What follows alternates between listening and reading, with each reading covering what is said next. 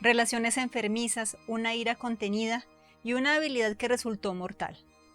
Cuando llegó el momento de elegir si seguiría un camino basado en la crianza turbulenta que tuvo o si cambiaría ese patrón, Katherine eligió lo primero. Mi nombre es Sandra Ortiz, te doy la bienvenida al canal y te invito a ver la vertiginosa historia de violencia de Katherine Knight.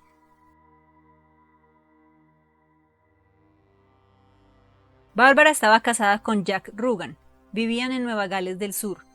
Tuvieron 4 hijos, pero la vida familiar fue demasiado para ella, comenzando una aventura con un compañero de trabajo de su esposo, Ken Knight.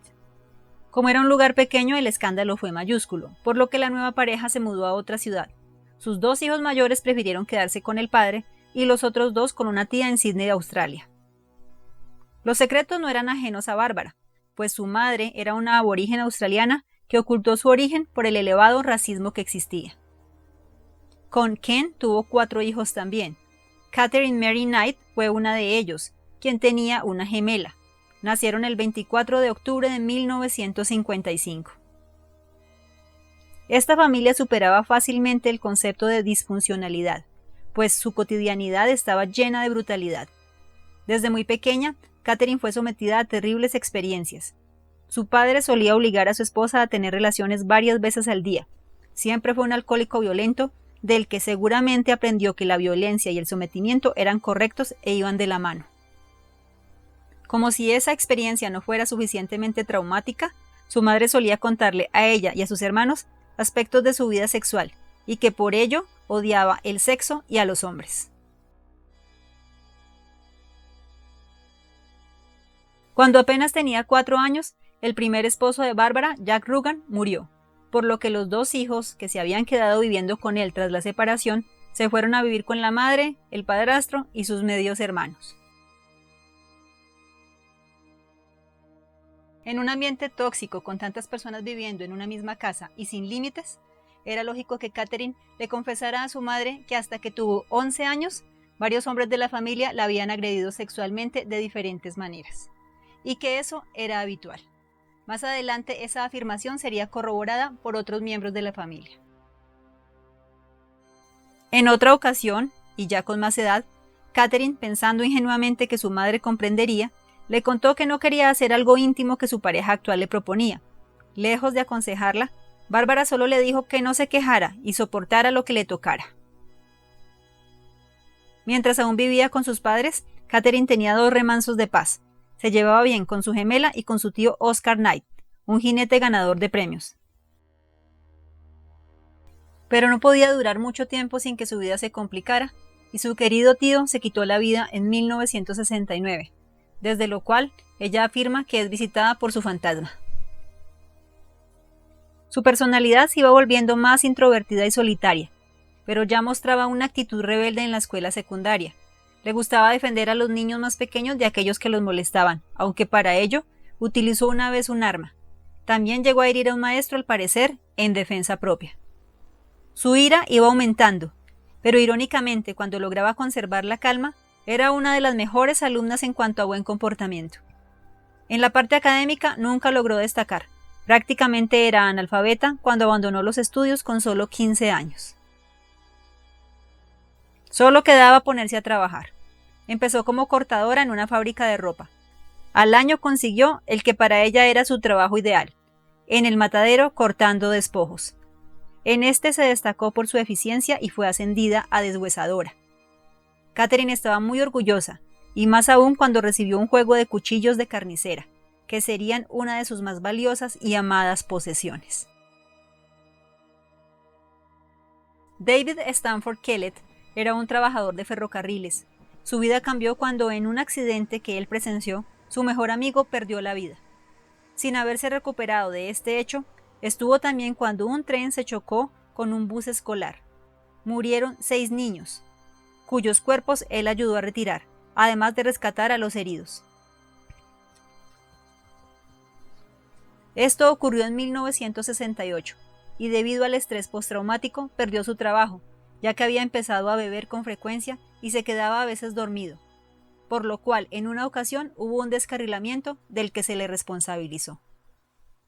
Tuvo que buscar un nuevo trabajo, lo consiguió en el matadero de Aberdeen, donde trabajaba Catherine, en 1973. Empezó una amistad con el hermano de ella y así la conoció. A veces salía con Catherine y otras veces con su gemela.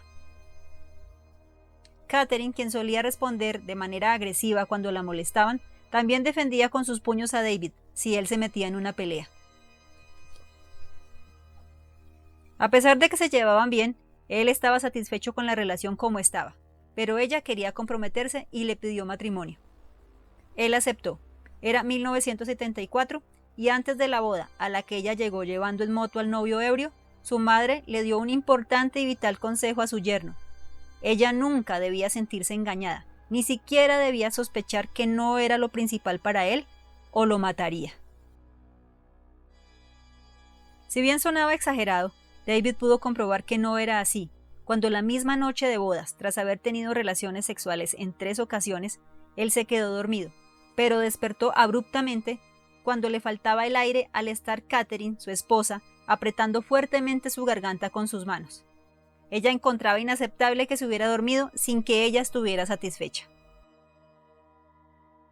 A pesar de este episodio, la pareja continuó su relación, que no hizo más que escalar, con los comportamientos agresivos y controladores de Catherine, quien se mostró como una celópata consumada. Siempre le reclamaba y lo amenazaba en caso de que la estuviera engañando. El tiempo fue pasando, pero la dinámica de la pareja no mejoraba. Estando embarazada, en uno de sus ataques de celos, tomó toda la ropa y zapatos de su esposo y los quemó. En otra ocasión, que David se quedó más tiempo con sus amigos porque participaba en una competencia de dardos, en la que llegó a las finales, Catherine estaba tan furiosa que lo golpeó atrás de la cabeza con una sartén y lo lastimó tanto que, antes de desmayarse, él corrió donde el vecino y recibió atención médica por una fractura seria de cráneo. Ante la gravedad del ataque, las autoridades lo alentaron a denunciarla, pero ella aún lo manipulaba y, felicitándolo por su comportamiento, logró convencerlo de no hacerlo. Cuando quería, podía ser cariñosa y persuasiva. En 1976 tuvieron a su primera hija, Melissa Ann, pero fue también la época en la que David tuvo suficiente y la dejó por otra mujer. Para Catherine eso era inconcebible, y presa de una ira inmensa, puso a su hija en el coche de bebé y lo condujo bruscamente por la calle, zarandeándolo de lado a lado, lo que fue presenciado por otras personas, que avisaron de su comportamiento a las autoridades. Fue internada en el hospital y su diagnóstico fue depresión posparto. Después de unas semanas en las que pareció recuperarse, le dieron salida. A los 2 meses, de nuevo tomó a su hija, pero esta vez la dejó en las vías del tren y se fue. Antes de que el tren pasara, un hombre que estaba por allí la rescató, mientras Catherine se había robado un hacha con la que amenazó a varias personas del pueblo. De nuevo al hospital. No la dejaron sino hasta el día siguiente porque dijo estar bien. Pero nada menos cierto, pronto se metió en otro lío. Agredió a una mujer en la cara cortándola con uno de sus queridos cuchillos y obligándola a llevarla a Queensland, donde residía David, su esposo. La mujer logró escapar y cuando llegó la policía, ella tomó de rehén a un niño, siempre apoyada en su cuchillo. Consiguieron desarmarla y la enviaron de nuevo al psiquiátrico. Afirmó que deseaba acabar con el mecánico que arregló el auto de su marido, porque de ese modo él había podido dejarla. Luego buscaría a David y a su madre y acabaría con ellos. Esta información llegó a oídos de David, quien, en vez de aterrarse ante tremenda amenaza que se cernía sobre su vida, sintió lástima por Catherine. Dejó a su pareja y se mudó de vuelta con su madre a Aberdeen a vivir con su inestable esposa pensando que lo que ella necesitaba era apoyo.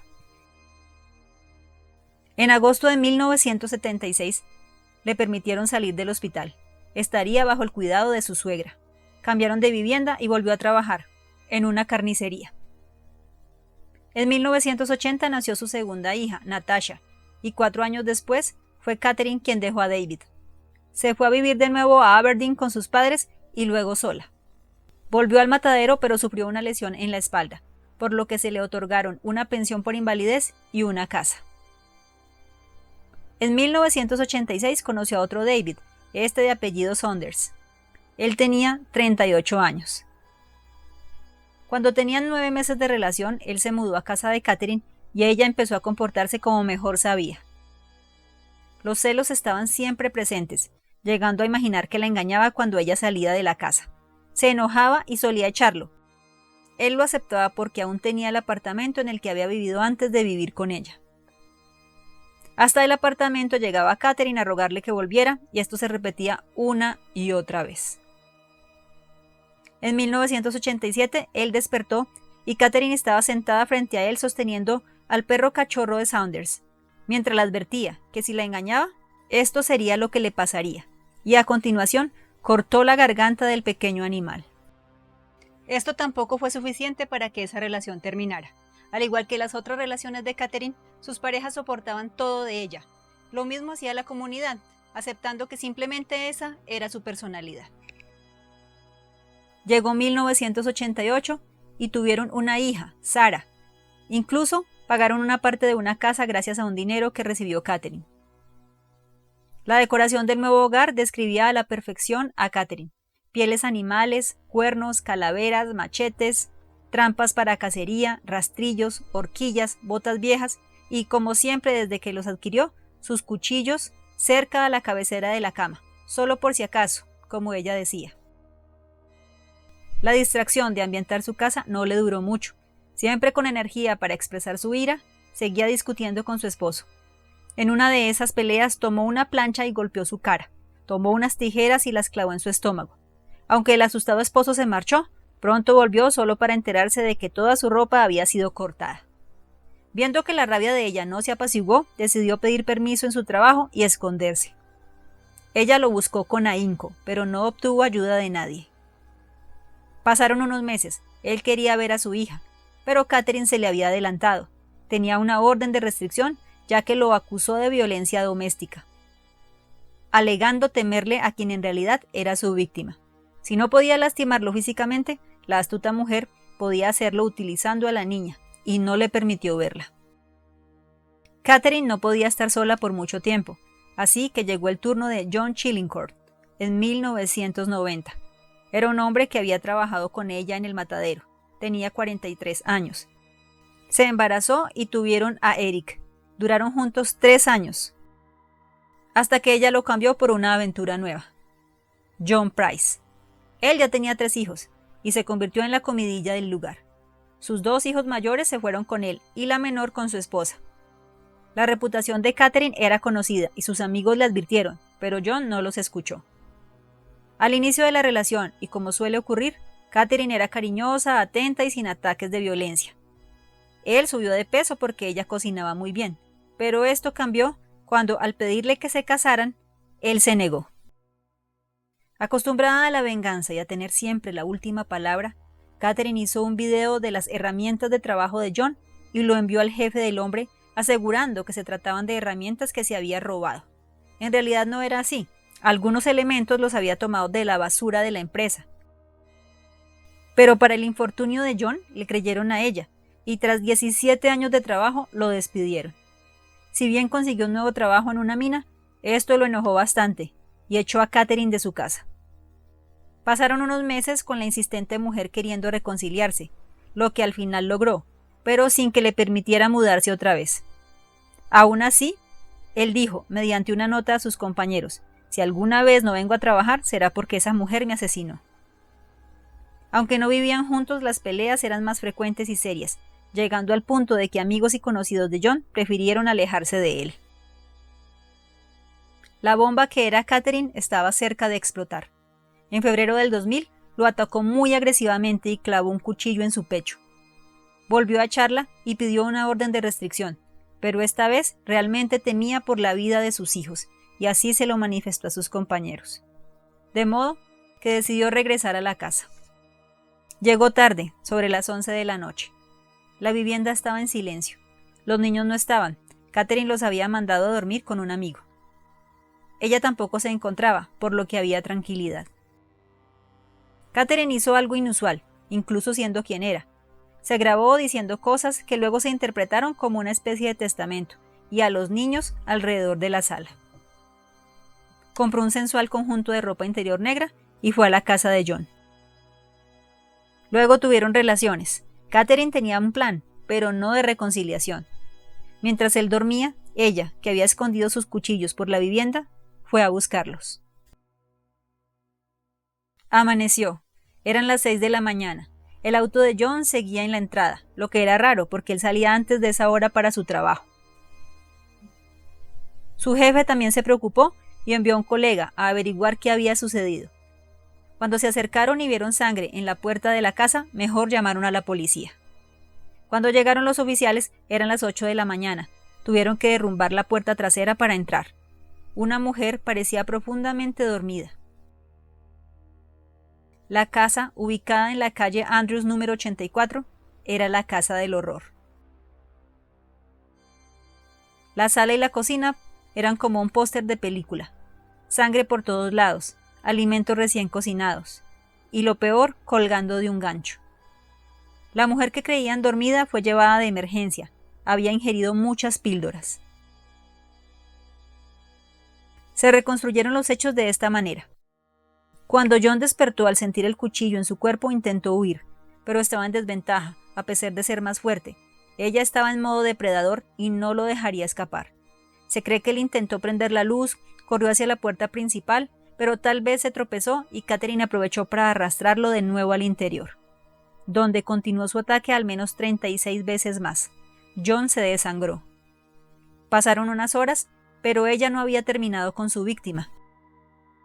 Empleando la habilidad con la que se había destacado en su trabajo, retiró toda la piel del cuerpo y, tal como vieron los policías, la colgó de un gancho de carnicería en la puerta de la sala. Separó la cabeza del cuerpo y empezó a cocinar otras partes del mismo, combinadas con papas, calabaza, repollo, salsas, entre otros. La carne fue servida en 2 platos marcados con el nombre de los 2 hijos de John que deberían volver ese día a la casa. Parece que sirvió un plato para ella, pero no pudo comerlo, ya que en el patio se encontró el contenido de las ollas arrojado. La cabeza estaba en una olla con verduras y aún estaba tibia, por lo que se piensa que la cocinó temprano. Acomodó el cuerpo con el brazo izquierdo sobre una botella vacía de gaseosa y las piernas cruzadas. Lo que más tarde se dijo fue un acto de desprecio por este hombre. Beck y John eran los nombres de los hijos de John que vivían con él. Antes de las píldoras, escribió una nota que dejó sobre una fotografía de John, toda manchada de sangre y con trozos de carne. El tiempo te trajo de vuelta, a Jonathan por abusar de mi hija, a Beck por Ross, por el pequeño John. Ahora juega con el pequeño John Dick John Price. Acusaba a John de haber asaltado a su hija, pero ni esa acusación, ni la nota en sí tenían sentido. Catherine se recuperó y enfrentó un juicio por el horrible crimen, que atrajo la atención de todos los medios, que la llamaron la Hannibal Lecter australiana. Era octubre del 2002. Decía no recordar nada de lo sucedido y se declaró no culpable. Ya que el jurado debía ver las fotografías de la escena del crimen, que eran tan fuertes, los candidatos a jurados tuvieron la opción de retirarse si así lo deseaban. De los 60 se retiraron 5. Al siguiente día, Catherine cambió su declaración. Era culpable, pero demente. Ya no se requería un jurado, sino expertos psiquiatras. Su defensa se apoyó en que tenía amnesia y disociación. En eso concordaban los médicos, pero agregaron que a pesar de ello, estaba cuerda. Tenía trastorno límite de la personalidad. Continuando con su sangre fría, Catherine aceptó la culpabilidad, pero no la responsabilidad. Cuando iban a narrar la noche de horror que llevó a la muerte de John Price, sus abogados pidieron que ella no estuviera presente, pero les fue denegado. Al escuchar cómo retiró la piel y cortó la cabeza, Catherine empezó a gritar y para controlarla la sedaron. En su expediente se marcó una inscripción por primera vez en Australia en la condena de una mujer, agravada por el hecho de que nunca mostró ni una pizca de arrepentimiento, ya que sin duda había sido un crimen espantoso. Nunca será liberada. Esto hizo poco para cambiar su actitud. En el 2006 apeló su condena. A ella le parecía exagerado no tener derecho a libertad condicional. Dijo que su crimen no podía considerarse como uno de los peores que se hubieran visto, y por eso no estaba bien que le dieran cadena perpetua. Y añadió que el haber mutilado el cuerpo no era significativo porque él ya estaba muerto, y que no tuvieron en cuenta su trastorno mental. Quien no esté enterado de lo que ella hizo, dudaría de que esa prisionera modelo cometiera tales actos. Si el caso te ha impactado, por favor déjame tu me gusta, comenta qué te pareció, suscríbete y compártelo. Y si tienes algún caso que te gustaría ver en el canal, también déjamelo acá escrito. Gracias por acompañarme, nos vemos la próxima semana.